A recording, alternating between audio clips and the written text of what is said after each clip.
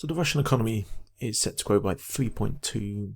And that's according to the IMF. Now, IMF 2 months ago said the Russian economy was going through the floor and the Western economies were growing at a far greater pace. So within 2 months, everything's changed and turned around. And now suddenly Russia's doing amazing. You've got to start asking the question, is this information receiving from the IMF political, or is it really based on data? Because for an economy to turn around like that, it's just not plausible within any reasonable time frame. You know, you don't get GDP growth or growth in the economy overnight. So unless they're taking other factors in consideration, they've skewed the numbers. I don't know what they're doing, but according to them, Russia's going to be doing fantastic in the coming year.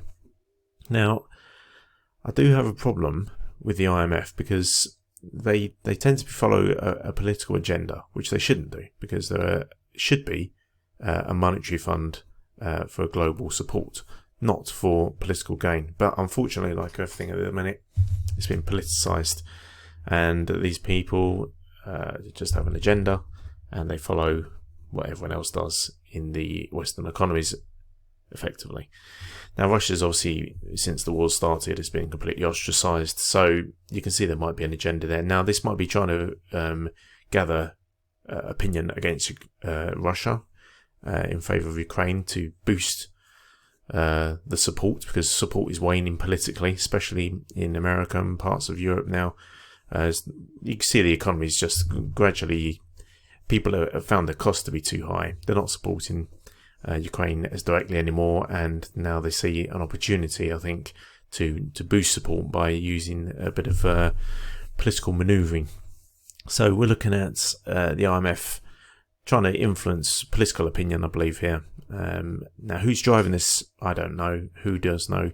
But somebody is putting this information out, because it can't be based on actual figures, because it's impossible to have the change that the IMF has been proposing. So they've literally done a 180 turn on it in a couple of months, which is ludicrous. So it's got to be political, which is an absolute disaster, I think, for the credibility of the IMF. But I have issues with the IMF in any case, because they have a history not being exactly what you'd call honest. So there we go. What do you do in this world? You just got to report this stuff. It's what I'm trying to do. Please try and support me, Darren Daly.